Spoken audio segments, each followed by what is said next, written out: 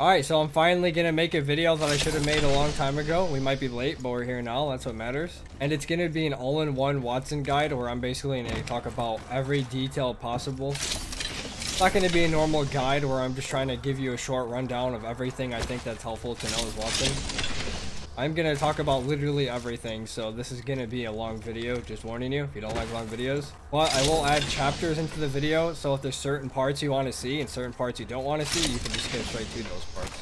With all that being said, I'm gonna run around now and look for 2 ultimate accelerants. And once I do that, I'm gonna talk about Wattson's playstyle, which might take me a while to find, but with the power of editing, I will see you guys right now instead.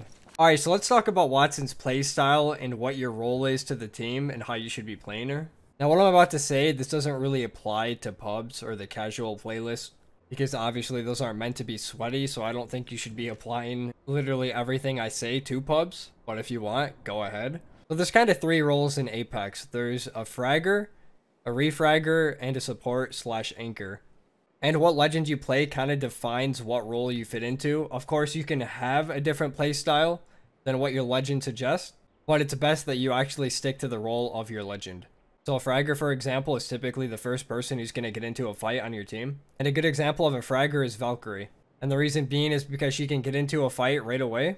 And she also has a good mean of getting out of the fight, which is her passive, which her passive is the jetpack. And the refragger is the person who's going to try to follow up with your entry fragger. Now that actually changes based on your comp. Some controller legends are actually considered the refragger, but I feel like Wattson kind of stays the same. There's really no scenario where Wattson is the fragger or refragger. You're kind of just anchor/support the entire time.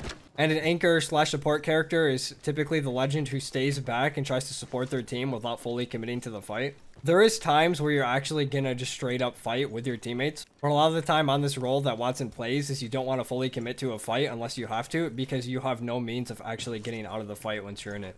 Your passive, ultimate, and tactical do nothing to get you out of fights, and this is why you try to play support, because once you get in there, you're not getting out. So if you really want to fit the role that Wattson is supposed to fill on a team comp, you should be running ranged weapons, and you should be staying back and holding an area. So your ideal setup should be a long-range gun and a close-range gun. So a good example of that would be Charge Rifle R99. As a Wattson playing the support role, you should be leveling up your teammates' armors. This is why if you watch any competitive Apex, you'll always see a Wattson running a Charge Rifle. Then once she gets her armor leveled up, she'll drop hers to her teammate, and then she'll take their white armor or blue, depends on what your armor situation is. But when you're not actively committing to a fight, that should be your goal, is getting the best armor for your team as possible. If you're more of a pub player like I am, though, you can just run whatever you want. It doesn't matter. I like running R3 Peacekeeper or Wingman Peacekeeper. They're also not bad setups. But overall, definitely try to stick to long range, then close range secondary. And I think Charge Rifle R99 is probably the best setup you could get on Wattson. Then I would say Scout is the close second for your primary.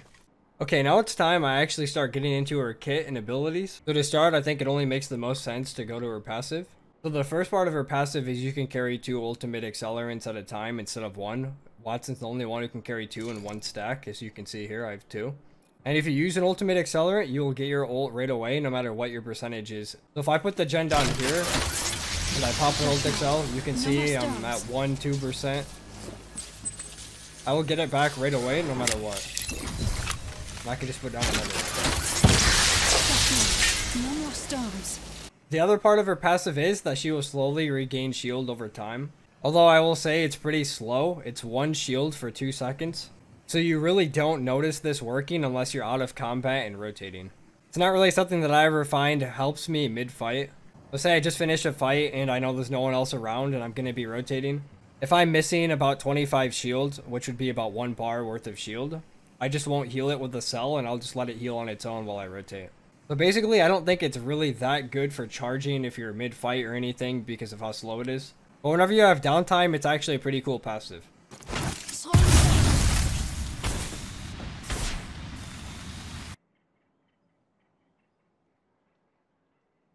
Alright, so moving on to Wattson's ultimate, her interception pylon. Although in my, 8,000 hours of Apex, which is a lot, I know I have no life, I have not once ever heard someone call this an interception pylon. It's just referred to as her gen.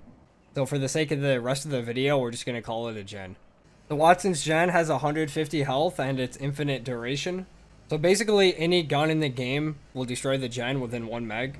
So it's very important that when you place it down, you're being aware of the line of sights that can see it. So for the example I'm going to use, I'm going to be in a building because if you're playing Watson, your goal should always be playing inside buildings and out in the open because that's where her gen and fences excel the best. So once you get to the building, you need to kind of see right away, like, where are the spots that are most likely going to get my gen destroyed.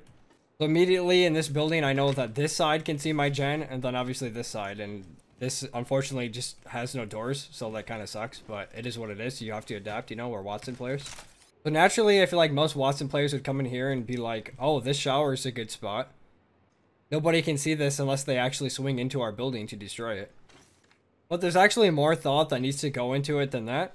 You need to be aware that Watson's gen will only eat projectiles that it can see. Obviously, it cannot destroy nades through a wall. So say I go in here and I put it down right here, and I'm thinking we're all safe because nobody can peek and destroy the gen. What if a team is pushing right and they just throw nades right here? Sure, the gen is safe and they can't destroy it, but the generator has such bad line of sight that nades will make it in almost any part of this room. So that's kind of just something I think that a lot of people tend to overlook when they use Watson gen, is that you have to remember, like, this thing has to see what it destroys. So just for this example, if I was going to put down a different gen for this building, I would honestly put it right here, just because I know that only this can see it up here, and it's also easy to defend. It's not always a bad thing to put a generator down where someone else can see it, but you have to just be aware that you might have to defend it. Sometimes you just gotta play a little game and protect the generator.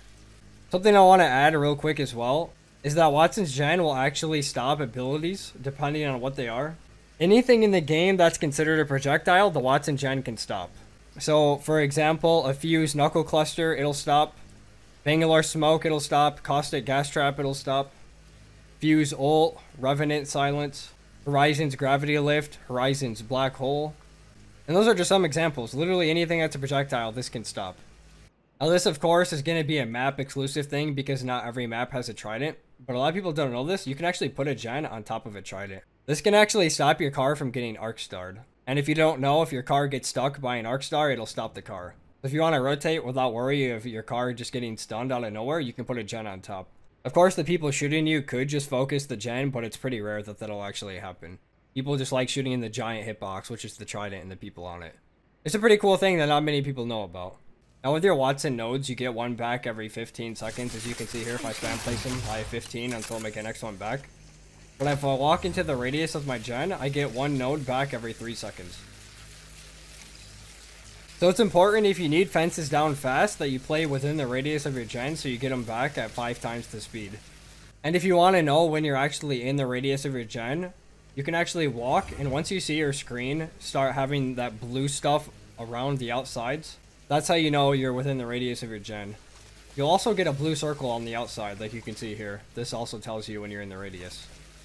Although it kind of just comes and goes randomly, so I don't really know how the blue circle works, but if you see it pop up for a second and you're within sight of it, then you know. I think the most consistent way to tell if you're within radius is just to look at the outside of your screen to see if the blue stuff is flashing around. I don't know what to call it, but we're just calling it the blue stuff. And the way this radius works is if you're standing within inside the gen's range, you can actually throw nades out of it. It won't eat your nades as long as you're within radius. But if you walk out of it, you can see I lost the blue stuff around my screen, and I'm gonna throw a nade at it. It'll eat it now. So it's important to know that you can use your nades as long as you're standing by your gen. But if you walk outside of its radius, it can actually destroy your own nades if you throw it towards it. The best way to describe her ultimate is it's kind of a neutral ability, where it will charge enemies' shields as well if they're playing within its radius. And it will eat your nades if you're playing out of its radius and throw your nades towards it. So it's just important to know that her ultimate really is kind of a neutral ultimate, in the sense that it can also help enemies. That's why it's really important that you're playing around it. Wattson gen also recharges your shield if you're standing within its radius and you're not full shield. And it has a 250 shield limit before it can no longer recharge shields until you put down a new one. So if you look over here, you can see this blue bar that's on top of it. You can see it better if I don't aim at it, but if you do aim at it, it'll just pop up above where my scope is right now. That blue circle made up of a bunch of bars is how much shield recharge it has left. It also recharges your shield at a rate of 1 shield every 0.2 seconds, so this is 10 times faster than your passive, so definitely a lot better than your passive. So if I hurt myself here with the thermite, you can see how much faster this will actually heal me. I will say, it will not heal you if you're actively taking damage. So you have to wait 1 second after taking damage before it helps. You won't really ever notice the damage delay because getting healed 1 second after you take damage is pretty fast anyway, so for the sake of just being accurate and trying to be thorough with the gen, yeah, there is a delay in healing, but it's pretty non-noticeable. I know it's not even a word, but I made it up. As you can see now, after getting about 1 bar of my shield recharged, there is 2 bars missing from the gen, so you can see that it goes down as I gain shield.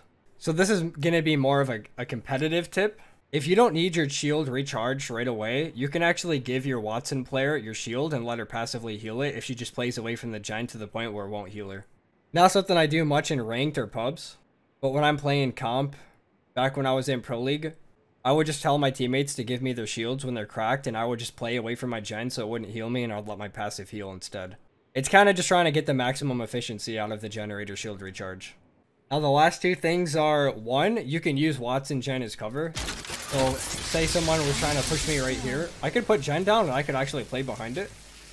It has 150 health, so that's basically a mag out of a gun, a little less, but I say this a lot. Your life is way more valuable than the generators, because if you die, then the gen is never going to get used to begin with. So if you're in a situation where you really need cover fast, don't be afraid to put it down and just use it. And then last thing, you can actually stand on top of it, so you can use it as a stepping stool if you want. I could just jump on it and then jump on this roof. Not exactly something you're going to do all the time, but if there's just any niche situations where you want to put it down to use it to get somewhere where maybe you couldn't get without putting it down, I mean, you know, it's just a cool little feature you can do. If you're also a movement warlord and you like to super glide, which controller and M&K can super glide, you can actually use it to super glide off of. And yeah, I think I covered everything with the gen. I didn't want to make this part too long because I think Wattson Fences are where all the power actually comes in. So yeah, now I'm going to move on to the fences, which is where I think it really separates Wattson's skill level. Okay, now we're on to the real exciting stuff, which is the fences. You get 4 nodes at a time that recharge at a rate of 15 seconds per node. But if you are playing by your Wattson gen, then you get a node back every 3 seconds. You can also only have a max of 12 nodes down at a time. You can technically have down more than 12, but once you hit 12 and start placing down more, it'll start destroying your old fences, starting from the oldest placed one. If you don't know how many nodes you have down, you actually have an icon that tells you how many you have. So if you look where it says left click to deploy, and then my mouse button to cancel, as I put down nodes, I have blue diamonds that are filling up. So once my entire circle there is filled up with blue diamonds, that means I have down the max amount of nodes. Now, I'm not too sure how to do this on controller because I play M&K, but if you place down fences and you end up deciding you don't want them, you can actually press right click and it starts removing the fences you put down in order. One node can connect to another and you have a max range of 30 meters before you can't place it, so you can see I can't place it outside of this. You'll get this outline though that shows you where you can place it. So as long as I'm within this outline to my other node, I can place one down. And fences do not work through terrain or walls. So it's kind of going back to the whole line of sight thing. The nodes also have to have line of sight to each other for them to actually create a fence. So if I try to do it on the other side of the wall, it's not going to work. If you have a fence down and you stand on top of it, it'll actually turn the fence off. So you need to make sure that you're not playing on your fence, because obviously your fence is not going to work if you're playing on top of it. But this actually can work in your favor if you want to do some like rap plays. So say I think someone's coming up the zip and coming to my floor, I can sit on the fence so they don't realize there's one here, and then right when they get on this floor, I can just get off right away. So this is kind of a good thing and a bad thing. It just really depends on the situation you're trying to use it in. If you're someone who doesn't like all the sweaty race that just sit around in zipline buildings, then Watton is a really good character to play, because it stops them from going floor to floor in 2 seconds. I'm sorry, movement players.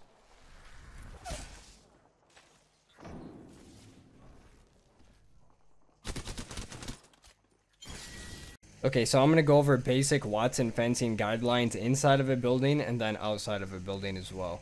So when you're playing Wattson in a building, typically you want to fence off every entry that there is to get inside. You also want to spread your fences as far away from that entry as possible. So for this example, instead of putting my fences like this, where someone could just walk up and destroy it without really even having to peek it. I would say the general rule for me is I just try to put them as far apart from each other as possible. So if I'm using this door as an example, I would put one in this corner and then right here. Fence placed. Because the big thing is, you want to put the fences where someone can't kill them without having to take damage first. So now for someone to destroy it, they actually have to peek in to be able to destroy the node. That's really just the key thing to remember. Make it so they have to take damage if they want to destroy it. When I say put the fences far apart, I mean it. Like, it is a good thing to do that, but you don't have to go completely overkill on it. Or you just put one here at the edge and then go max distance. Like, at that point, you just don't really need to do that. It's better just to put it, you know, a decent distance. But also be aware of line of sight. So if someone was speaking here, he could destroy this. So, you know, just be aware of where you put it. I can't even lie, this might be an example where it goes against what I'm saying, because I think going to max distance fence here is actually not a bad thing. Just because someone out here couldn't destroy this one either. But you get the point, you know. So since I'm in the diner right now already, I'm going to show you guys efficient gen placement and then also efficient fence placement. So I have the gen down here because it has a good line of sight of the entire top floor. So any projectiles that get thrown in, there's a good chance that the Wattson gen is actually going to destroy it. While also itself having real no angles that someone could peek to destroy it. As you can see, there's no door in the building that has sight of this gen. The only thing that could see it is this outside window, but nobody would ever play outside right there. That would make no sense. And these two windows behind it also can't see inside to see the gen. As you can see here, the windows have nothing on it. And then, like I said before, you want a fence that protects every entry inside the building. So all I'm really going to do in this situation is put a fence down on every single door.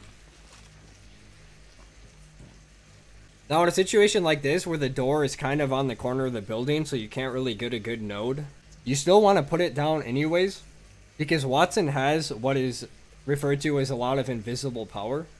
This will stop a lot of people from pushing, even though they could just walk up and destroy that node from outside. Fences show presence, which that alone is enough to stop almost any team from pushing you. A lot of the time, Wattson Fences aren't really about actually doing their job. It's more about just showing people where you are. And that especially applies for being outside.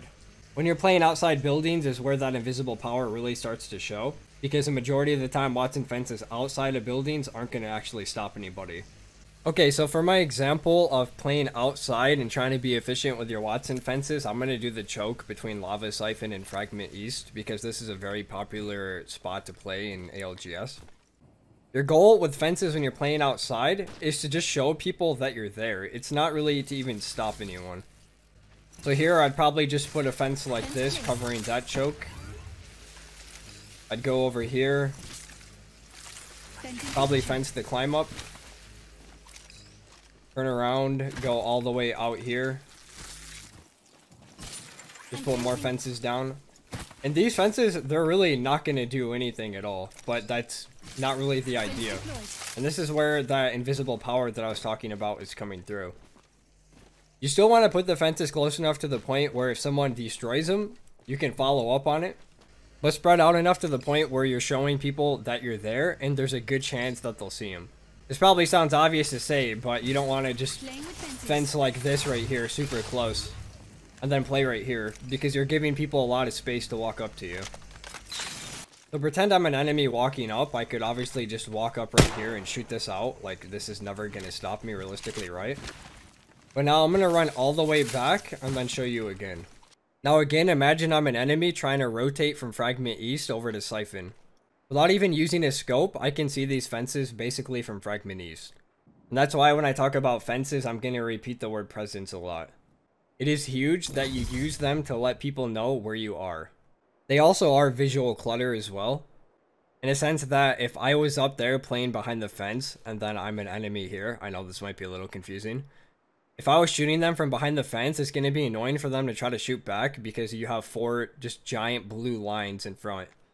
If I was actually an enemy, these blue fences would actually be red, but the same theory applies. I know I'm giving you guys examples in specific spots of the map, but this is just a general rule of thumb that you should apply to any time you're playing inside of a building or outside. I'm giving you examples, and then it's kind of up to you to use the example and the logic I'm putting behind the example to apply it to anywhere else. Now we're going to start getting into combat fences. And when I say combat fences, I mean fences where you're not just sitting in a building or outside waiting for people to push you. I mean fences where you're using them mid-fight. And even in this example I'm showing right now, it looks like I just have a random useless fence down that's doing nothing for me. But in reality, this is either a fence that they have to destroy, so instead of shooting me, they're shooting a node, and then I can shoot them in return. Or they have to completely avoid that entire spot where the fence is. Either way, you're making the fight more annoying for them, even with just a randomly placed fence that looks useless. Honestly, if you want, don't even be afraid just to spam fences randomly. As you can see in this clip here, none of my fences make any sense, and I hit about 6 different people with them.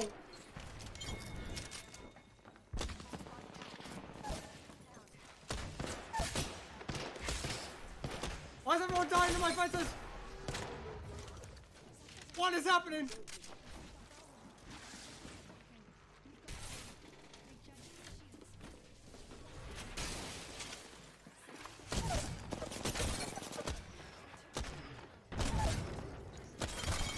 Oh my god. Little side note, if you ever see a Wraith portal, put a fence on it. If they take it, it's an unavoidable stun. Oh my god.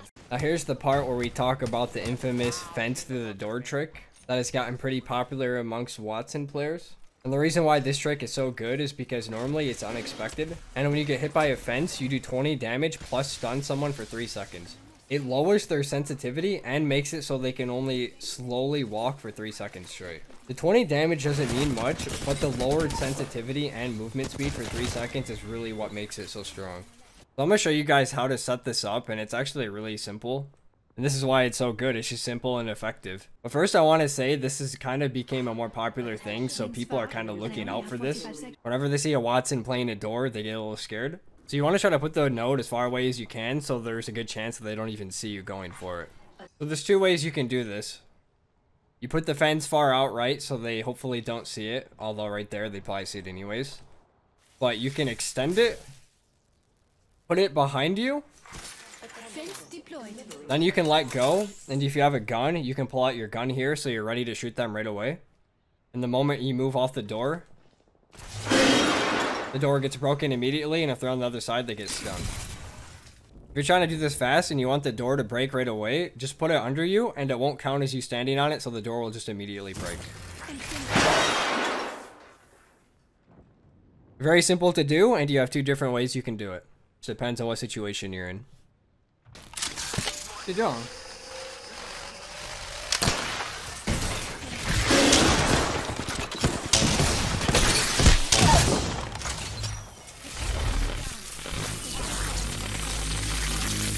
Just another little thing, I call this reverse door tricking. It's where you start with the node behind you, then you open the door, and then you put the node outside, so it makes a fence right away outside the door instead.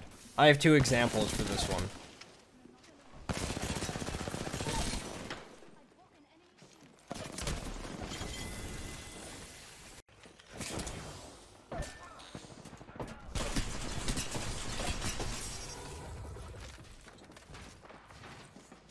I'm so done.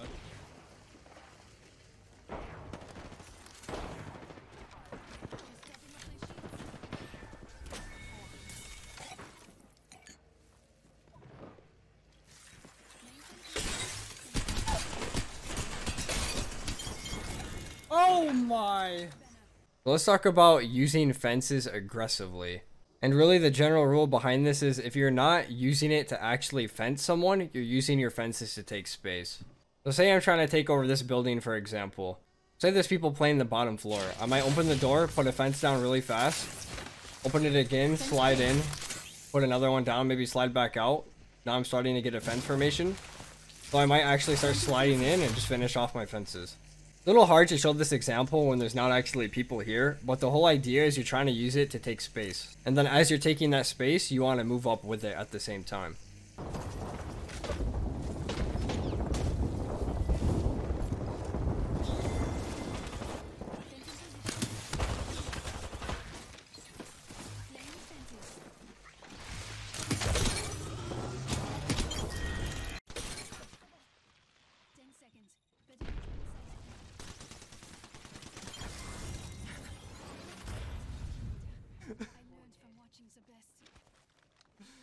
Oh my god, why? Bro, there's no fucking way, bro.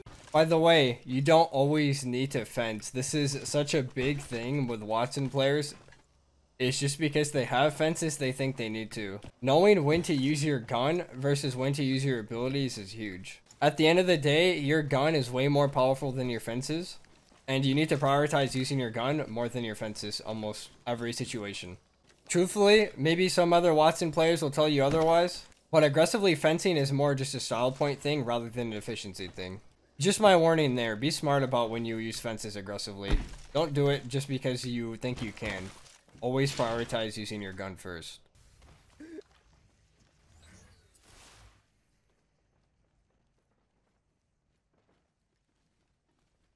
No way.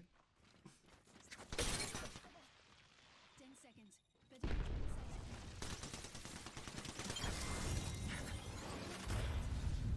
I learned from watching the best. Oh, another thing is you can actually use enemy Wattson's nodes. So if you're fighting a Wattson and they have fences down, you can actually steal from their nodes and make your own fences out of their nodes. I promise you, if you ever do this, nobody will ever expect it. Even with how much I've played Watson in the past, to this day, I never expect a Wattson to use my own fences against me. In the clip I'm going to show you, I have a little 2-in-1 where I fence someone through the door while at the same time using a different Wattson's node, not even mine, to do the trick. Of course, this is very situational because it does involve fighting another Watson, which is already pretty rare with her 2% pick rate as is. But when it does happen, this is the true definition of style points.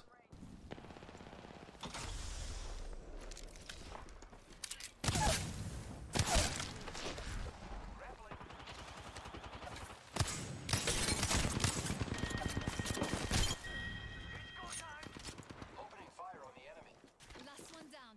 Bien.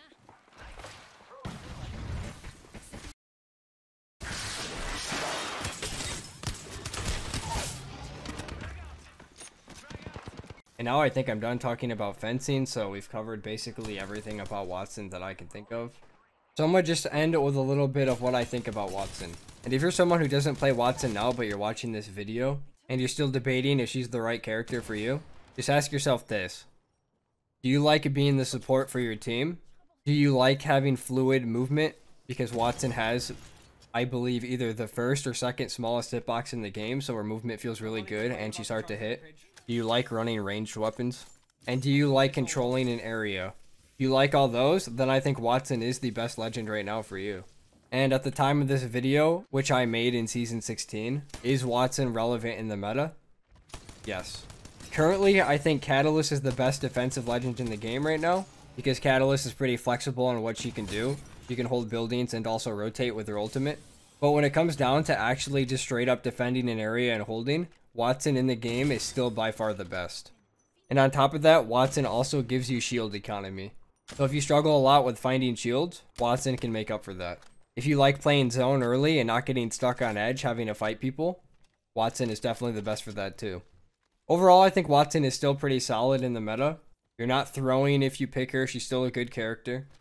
And even though I haven't been playing her too much recently, she still is one of the best characters in terms of feeling good when you outplay people. To this day, 1v3ing with Wattson still feels better than any other legend in the game I've played. And if you're someone trying to improve just overall, Wattson isn't a crutch character at all, not like characters like, say, Horizon, where you just get free resets and stuff like that, you know? With Wattson, you get punished for making mistakes, but she's actually a really good pick because she doesn't bail you out of bad situations. I honestly feel that's why I improved so fast at Apex, is because I picked up Wattson very early on into my career, and she really made me have to think more about my positioning and awareness. So yeah, overall, a solid character, still in my opinion the best defensive legend in the game, and very rewarding when you do cool plays on her. I'm normally not one to ask for likes and comments or anything like that, or to even subscribe, you know? But this video did take me a long time to edit, I can't lie. So all I ask, if you do like the video, please like the video and comment. If you dislike it, dislike it. Don't dislike it because I asked. Thank you for watching, and I will see you guys again another time.